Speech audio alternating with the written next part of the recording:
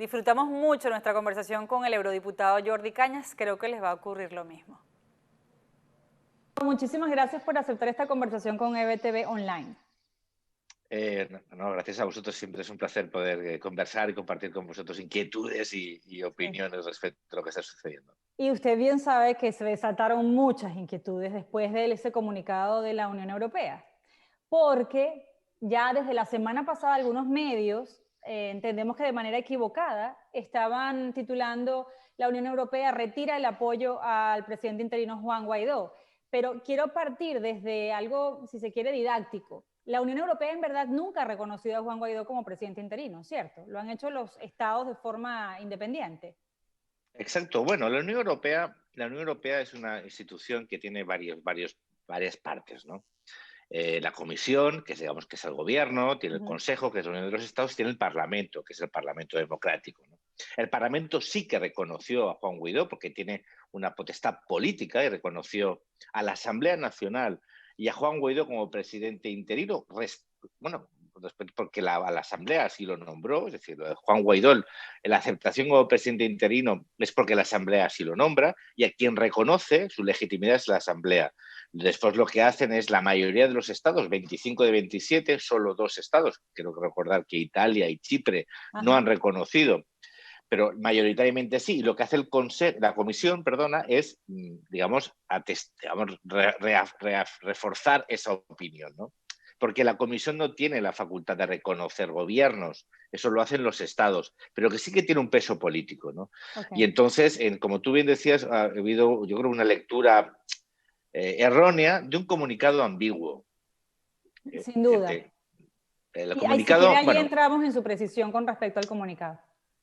Claro, pero en ese sentido creo que, como tú bien decías, es bueno hacer un análisis, una pedagogía, ¿no? La Unión Europea no tiene unas relaciones internacionales como sujeto activo, a no ser que haya una cesión. Por ejemplo, te explico, los acuerdos comerciales sí que los firma la Unión Europea porque los estados así lo han cedido. Pero en las relaciones internacionales hay una especie de bicefalia entre los estados y la Unión Europea, ¿no? Entonces, no se pueden reconocer gobiernos, pero sí que digamos que hay un peso político importante por parte institucional de la Unión, ¿no? Eso es muy interesante porque algunos, bueno, digamos, Borrell sería el canciller de la Unión Europea, ¿eso es válido decirlo? Sí, es válido. Fíjate que Borrell tiene en este caso el alto comisionado es un comisario especial, ¿no? Los comisarios, digamos, serían los ministros de un gobierno.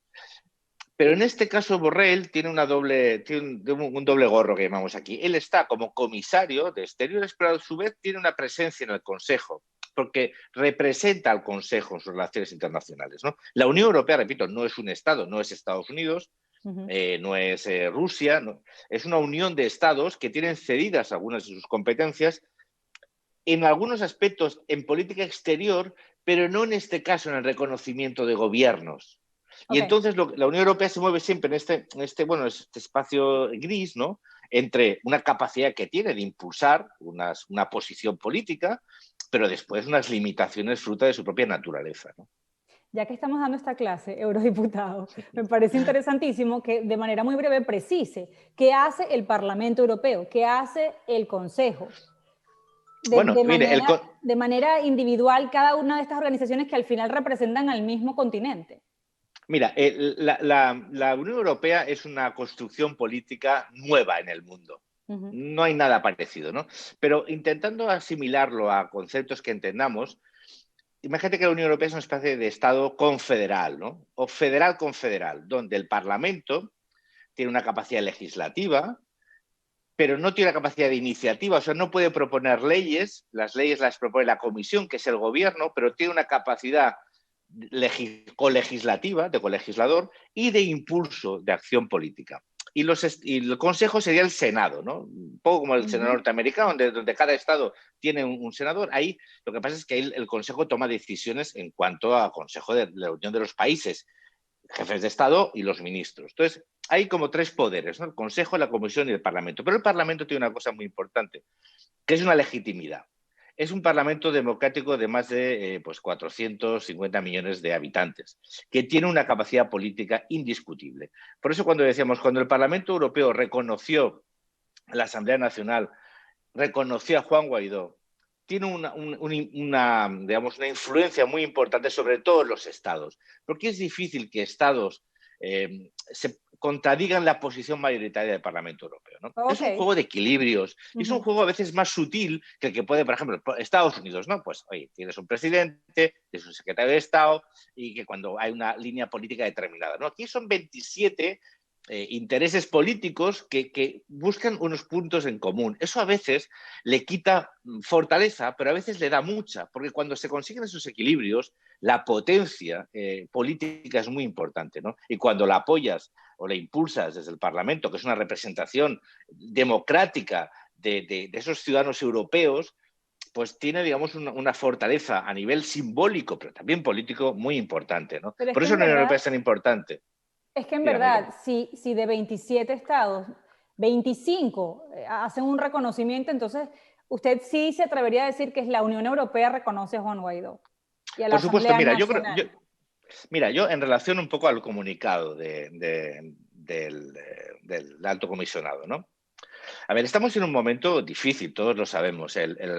Había una asamblea que vencía su mandato el 5 de enero del 2015, 5 años, vencía su mandato democrático y se tenían que haber producido, bueno, unas elecciones presidenciales que no se produjeron y unas elecciones legislativas para renovar la asamblea, ¿no?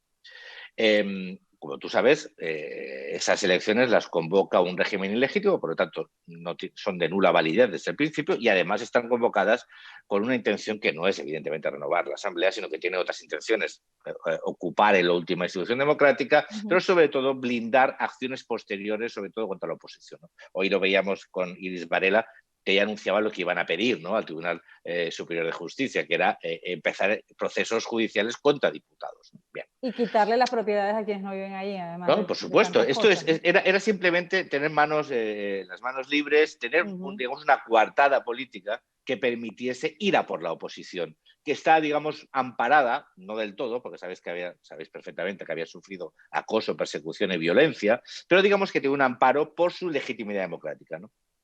El hecho de no poder hacer unas elecciones democráticas lo que permitía al régimen era crear una falsa asamblea, una más, pero a la otra perdía su legitimidad democrática. Entonces, cuando el debate ahora mismo que hay encima de la mesa es, ¿debe la Unión Europea asumir como propio la decisión adoptada por la Asamblea Nacional de extender su mandato?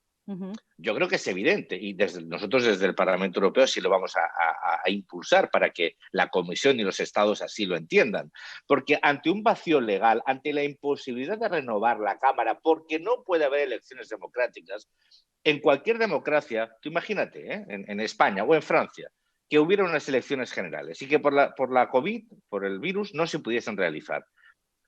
Eso no significaba que no hubiera un Parlamento o que no hubiera un gobierno. Habría una prórroga de gobierno, habría una extensión del mandato parlamentario, seguramente con algunas limitaciones, pero no habría un vacío legal. Una democracia lo que no puede es no tener continuidad institucional. Hemos visto en Estados Unidos lo que significa cuando esto pasa, ¿no?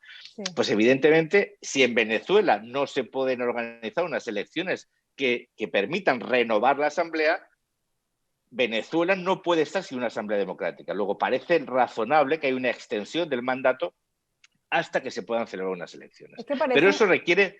eso requiere primero una unidad clara por parte del conjunto de la oposición. Yo digo porque después viene... Bueno, no la ¿qué hay tiene que...? completa no existe. De hecho, algunos diputados se Nunca ha retiraron, ¿no? existido. Pero nunca Pero ha me parece existido interesante tampoco. como usted lo plantea, porque hay incluso fuerzas dentro de la disidencia que han dicho, no, están violando ustedes la Constitución y después dicen que los tiranos son otros. Pero, Mire, como usted yo lo le plantea, es explicaré. interesante, porque si hay una fraudulenta, es decir, no hay ninguna asamblea que lo sustituya, entonces, ¿cuál es la alternativa? Mire, los tribunales, en los países democráticos hay tribunales constitucionales para interpretar la Constitución. Si fuera tan evidente, no habría tribunales constitucionales, ¿no? Si hay tribunales es porque, igual que los tribunales ordinarios, cuando hay unas leyes se interpretan. Y hay múltiples interpretaciones, eso es evidente. Y seguramente hay constitucionalistas que dicen que la Constitución venezolana ampara la extensión y habrá algunos que digan que no. Pero mi pregunta es, bien, ¿cuál es el espíritu de la ley? ¿Cuál es el espíritu de las leyes? ¿Cuál es el espíritu de una constitución democrática? Primero, garantizar la continuidad democrática institucional. Eso es evidente, ¿no? Bien. Ese es digamos, lo que los ponentes constitucionales así deciden. A nadie hubiera pensado nunca que en Venezuela no se iban a poder celebrar unas elecciones porque el poder ilegítimo no iba a convocarlas con unas garantías democráticas. Es que al que escribe las leyes nunca se le ocurren las excepciones. Claro que Bueno, no. excepciones de este tipo, ¿no? Entonces la pregunta es, ¿reclamar una continuidad de un órgano democrático que no puede renovarse es contraria al espíritu constitucional? Yo creo en general que no, ¿no? ¿Verdad? Otra cosa, ¿tiene que haber ciertas limitaciones o tiene que tener una temporalidad que tenga que irse renovando? Seguro, pero eso es otro debate, ¿no? Pero ante la imposibilidad de una renovación democrática de una institución democrática, esa institución tiene que tener continuidad, seguramente con unas limitaciones. ¿Por qué? Porque el espíritu de las leyes importa. Le ponía el ejemplo, mire, aquí en Europa, en muchos países que las libertades individuales de los ciudadanos están llevándolas al límite de la interpretación legal, ¿verdad? Porque el derecho a reunión, por ejemplo, es un principio básico de una democracia, pero cuando En te impiden Venezuela no. reunirte con más de 6 personas, pues, hombre, de alguna manera están afectando derechos básicos e inalienables del ciudadano. Pero ¿cuál es el espíritu del que pone esta medida? Que hay un contexto de una pandemia que parece razonable limitar ciertos derechos cuando tienen, digamos, una explicación muy clara y un mandato, una limitación en el tiempo, ¿no? Entonces, ¿es lógico que haya dudas? Claro, lógico, cualquier demócrata tiene dudas, pero la pregunta es, ¿cuál es la alternativa? ¿Aceptar una asamblea ilegítima o no tener una institución democrática vigente? Pues yo creo que si quieres, el menos malo de los escenarios es una continuidad democrática con renovaciones en el tiempo, incluso con algunas limitaciones, pero que garantice esto hasta que se puedan celebrar unas elecciones libres y democráticas y plurales en Venezuela. Eurodiputado, permítame hacer una pequeñísima pausa y regreso con nuestra conversación en unos minutos nada más a través de Aló, buenas noches. Aló, buenas noches. Aló, buenas noches. Aló, buenas noches. Aló, buenas noches. Seguimos nuestra conversación con Jordi Cañas, eurodiputado del Parlamento Europeo, pues, y quería plantearle entonces, ya que hemos descrito cómo funciona la Unión Europea, las dudas que ustedes tienen por la imprecisión de ese comunicado, tratando de apoyar a la Asamblea Nacional y a Juan Guaidó, pero al mismo tiempo le dicen Asamblea Nacional saliente, es saliente, ese saliente generó en muchos medios europeos la impresión de que entonces ustedes decían que ya no tenía vigencia y ya no tenía legitimidad. Entonces, ¿qué es lo que ustedes están esperando ahora? Porque entiendo que van a convocar una sesión. ¿Sea Sí. corregido? ¿Ellos vuelvan a redactar ese comunicado? ¿Replanteen esa posición? ¿Qué es lo que ustedes exigen Mira, ahora? el comunicado, bien, sabes que muchas veces no lo sabes, pero yo siempre he sido muchas veces muy crítico con la posición del alto comisionado y con la posición a veces del Servicio Exterior de la Unión Europea, ¿no? Bien. Pero este comunicado es un comunicado muy complicado, tiene que estar muy alambicado y tiene que ser necesariamente un punto ambiguo. ¿Por qué? Porque, como tú bien decías al principio, el reconocimiento parte de los estados. Y ahora mismo, digamos, hay una presión sobre el alto comisionado para tomar una decisión porque ha vencido el día 5 y estamos ya día 7, ¿no? Y sin embargo, el conjunto de los estados no han tomado una decisión. Ha habido algunos que fuera de la Unión Europea que han decidido aceptar la continuidad institucional, pero de momento no ha habido ninguno en la Unión Europea que se haya posicionado con claridad, ¿no? Y estamos en este momento de impasse. A ver hacia dónde vamos, ¿no? Yo creo que va a ser muy importante la posición que tome el Parlamento en el pleno de la semana que viene, ¿no? De la otra, porque de alguna forma dará legitimidad a la posición que pueda adoptar el conjunto de los países de la Unión, ¿no? Y yo creo que está un poco a la expectativa. Yo creo que el comunicado era ambiguo, pero menos ambiguo de lo que parecía. La única palabra, como tú bien decías, era lo de la asamblea saliente. Pero también es cierto que había un rechazo radical de las elecciones, había un rechazo radical de la asamblea saliente, o la asamblea entrante, perdona, la asamblea entrante, entre comillas, electa, o sea, un rechazo absoluto de los resultados y de la legitimidad de esa asamblea. Había un reconocimiento del papel que tiene la oposición y específicamente de Juan Guaidó en el mantenimiento de las negociaciones y del diálogo. Había una petición a la unidad general del conjunto de fuerzas de la oposición, pero incluso había un llamado tácito a aquellas partes del régimen que puedan incluso poder llegar a entender que el futuro pasa por llegar a una solución democrática y sobre todo había una advertencia muy clara, una alerta acerca de la integridad física y democrática y de libertad de los miembros de la Asamblea actual. Y eso es muy importante. Eso significa un Ok. amparo de la Unión Europea. Y después, esa palabra saliente que tú decías, ¿no? Bueno, también es cierto que dice que se podrían tomar medidas específicas adicionales en función de cómo evolucionase la situación, ¿no? Entonces, yo creo que tenemos que estar todos, bueno, un poco preocupados. Vamos a intentar todos presionar para que la Unión Europea intente avanzar hacia esa línea, pero desde luego el comunicado no dice lo que dijeron algunos medios a principio de la mañana. Yo creo que hubo llamadas por parte del alto comisionado o de sus servicios de información de comunicación a los medios diciendo eso que estáis diciendo no es verdad.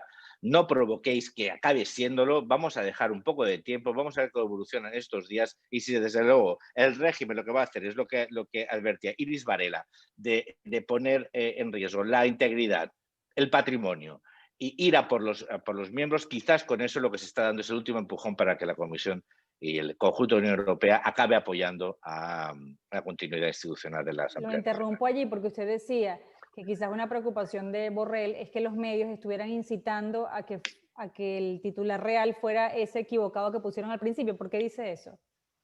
Porque así pasó. Yo tengo, y aparte estaba haciendo un recopilatorio de prensa y vi cómo muchas de las agencias de prensa internacionales estaban diciendo que la Unión Europea quitaba el apoyo a la Asamblea Nacional de Juan Guaidó y ¿Pero por usted la cree que hay tarde una cambiaron. intención detrás de eso?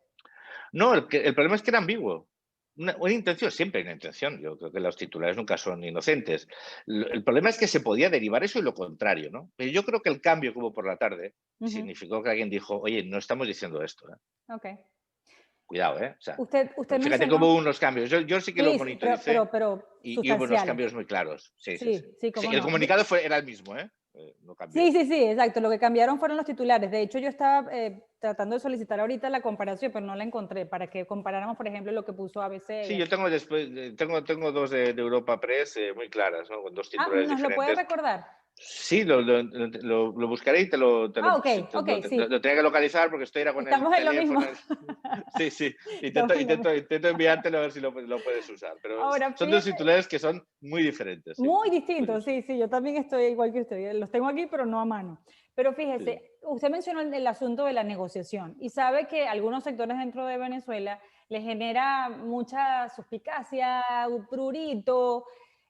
Ya se ha intentado, Noruega ha intervenido y la verdad es que el régimen jamás ha estado dispuesto a ceder en nada, ni en condiciones frente a Borrell, ni en condiciones frente a estos países europeos, ni siquiera con algunos emisarios del Partido Demócrata de aquí de Estados Unidos. Entonces, ¿por qué insistir en el asunto de la negociación? ¿O es que en este nuevo año se le espera dársele un giro o se va a intentar una estrategia distinta? ¿Cómo se plantea? ¿En qué términos esa negociación? Mire, yo si me conociera sabría que intento ser siempre bastante racional en los análisis.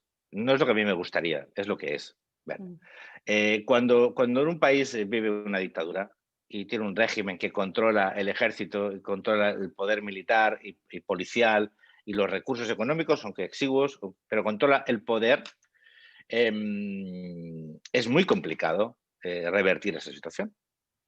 Sí, y esto hay que entenderlo. ¿Qué les voy a explicar yo a ustedes que no conozcan? Muy bien. ¿Cuál es la alternativa? Hay dos alternativas para superar esa fase. Una negociación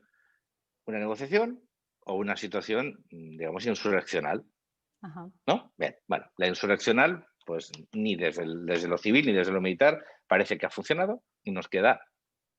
Eso no significa que no pueda pasar con el tiempo, pero lo que sí que es cierto es que ahora mismo parece que esas vías están como mínimo agotadas o limitadas por el agotamiento de la población, por la situación económica, por la pandemia, por muchos aspectos.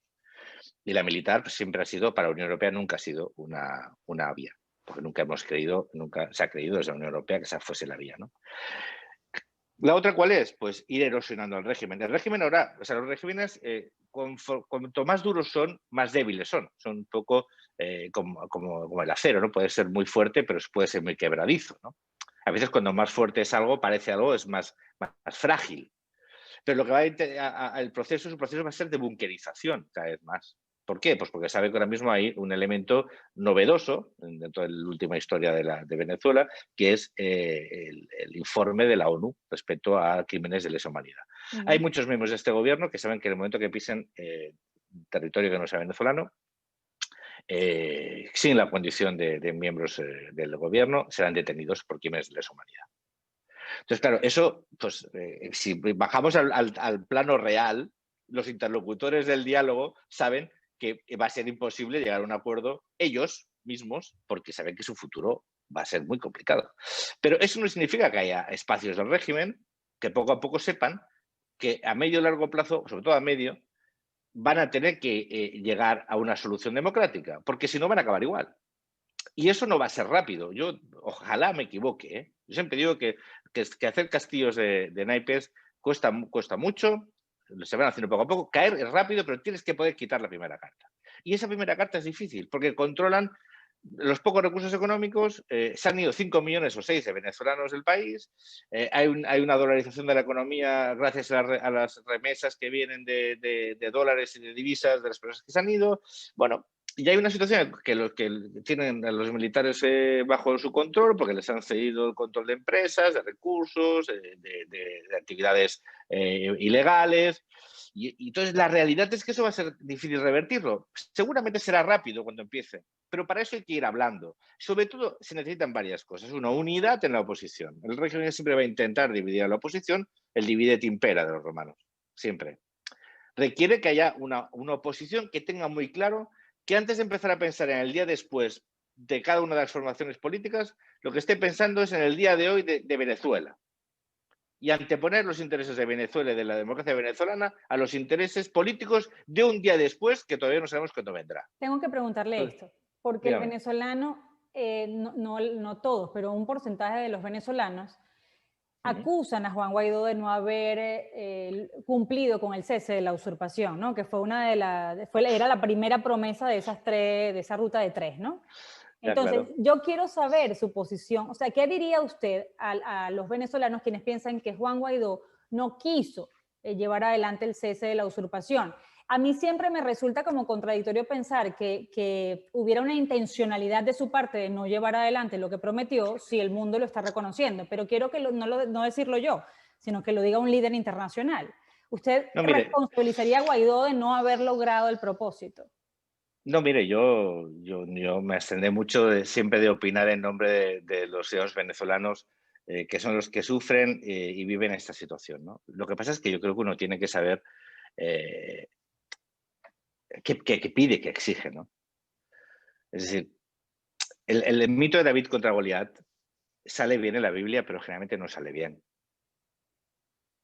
En las películas siempre los buenos ganan, pero la realidad siempre es más difícil. Y los débiles es muy difícil que ganen a los poderosos. Y aquí es una cuestión de poder. La legitimidad no es suficiente a veces, desgraciadamente casi nunca. El poder militar, el poder económico, el poder del poder eh, es muy difícil de combatir. A mí lo de Juan Guaidó, mire, yo siempre digo que lo importante, siempre al final la historia a todos los juzgará, ¿no? Ujú. Yo lo que sé es que Juan Guaidó ha estado delante de una situación muy difícil, enfrente, sacrificando y poniendo en riesgo su vida, su hacienda, la de sus familiares, porque ha querido representando a sus ciudadanos. Entonces yo creo que a uno se le puede exigir siempre lo máximo que pueda hacer, pero no está en la mano de Juan Guaidó cumplir. Evidentemente, había una voluntad de intentar revertir la situación, eso es obvio. Eh, Perdón, eso es obvio, pero lo que sí que es cierto es que uno puede llegar hasta donde llega. Que Juan Guaidó, yo siempre digo, Juan Guaidó, su legitimidad es que lo nombró la Asamblea. Juan Guaidó ha sido un interlocutor porque la Asamblea Nacional Venezolana sí lo decidió, no la comunidad internacional. Luego, si la Asamblea Nacional de Venezuela, la legal, la vigente, la democrática, considera que Juan Guaidó no es la persona que tiene que liderar este proceso porque ha agotado su tiempo, porque no es la persona adecuada, pero eso nosotros, la opinión internacional no puede entrar ahí. Yo puedo hacer una valoración, pero siempre digo, su situación es muy compleja, extremadamente complicada. Me queda Yo poquito no creo. tiempo, Sí, pero dígame. quisiera una palabra suya sobre dos cosas breves. Una, si cree que la salida de Donald Trump del poder puede acercar más a Estados Unidos a Europa. y que en conjunto se pueda encontrar una, bueno, sin estas históricas reyertas, ¿no? Entre Estados Unidos y Europa, algo, terreno común para quizás en conjunto buscar una mejor solución para Venezuela. Eso, esa cercanía, pues, quizás algunos piensan que podría ser distinta con Biden. Y por otra parte, una reflexión suya con respecto a los hechos de ayer y qué cree que marcan, qué día, cómo va a quedar retratado ese día en la historia de los Estados Unidos. Sí, un poco me refiero al mismo argumento que le comentaba antes. Mire, yo hasta que no vea cuál va a ser la actitud en la política internacional de Joe Biden, yo puedo pensar que puede estar más sintonizada con la estrategia de la Unión Europea, pero lo desconozco. A mí la estrategia que ha seguido Trump tampoco la calificaría negativa, lo que simplemente no ha estado sincronizada con la Unión Europea y por lo tanto no ha reforzado. Pero yo creo que ha tenido un papel, ha tenido un rol, sus sanciones, su persecución hacia miembros del régimen, su acoso, pero eso muchas veces en política interna a veces se lee raro, ¿no? No lo sé, yo lo que creo que Biden es posible que esté más sintonizado y es posible que entienda que lo que pasa en América Latina y la defensa de la democracia a día de hoy, yo creo que después de lo que pasó ayer, yo creo que cualquier demócrata tiene que ver que lo que siempre veíamos en terceros países puede suceder en el tuyo, ¿no? Y que el combate por la democracia en Venezuela también es nuestro combate por la democracia aquí. Porque lo que ha pasado en Venezuela puede pasar en Europa. Lo que ha pasado en Venezuela puede pasar también en Estados Unidos. Porque un líder carismático que sea capaz de confundir una parte importante de la población, cuando coja el poder, puede utilizar los resortes del poder para destruir esa propia democracia, ¿no? Por lo tanto, yo creo que Joe Biden y su equipo debería leer que lo que pasa en Venezuela es algo que influye y afecta no solo por geopolítica, no solo por intereses, no, también por valores. Que el debate y la lucha por la democracia en Venezuela ya no es solo una cuestión de intereses, es una cuestión de valores, de una democracia que tiene que luchar contra el populismo y contra aquellos que utilizaron el poder. Acuérdense, Chávez llegó al poder democráticamente y desde dentro de la democracia venezolana Conclusión, destruyó la verdadera democracia. Por lo tanto, yo creo que lo que sucedió ayer en el Capitolio, más que incluso, fíjese, lo de Biden, no, lo que sucedió ayer es una alerta a todos los demócratas, es un toque de atención para que entendamos que la lucha por la democracia no entiende de fronteras, ni entiende solo de intereses, sino de derechos y de valores fundacionales, ¿no? De nuestras libertades individuales. Eurodiputado, muchísimas gracias por habernos acompañado. Nos quedaríamos conversando con usted toda la tarde, la verdad, porque siempre nos es muy grato y además creo que lo explica muy bien. Creo que lo hace en un lenguaje muy llano y eso es lo que la gente está esperando, que los políticos como que aterricen a la ciudadanía los temas, ¿no? Que a veces se debaten allí en esas tarimas, en esas tribunas, pero que la gente necesita también una explicación un poco más minuciosa. Gracias por compartirla con nosotros hoy. Gracias a usted. Cuando los políticos no pierden su origen y saben que son representantes de ciudadanos, pues hablan pues como hablamos, como somos ciudadanos, ¿no? Para que nos entiendan. Gracias. Muchísimas gracias, de verdad. Gracias una vez más.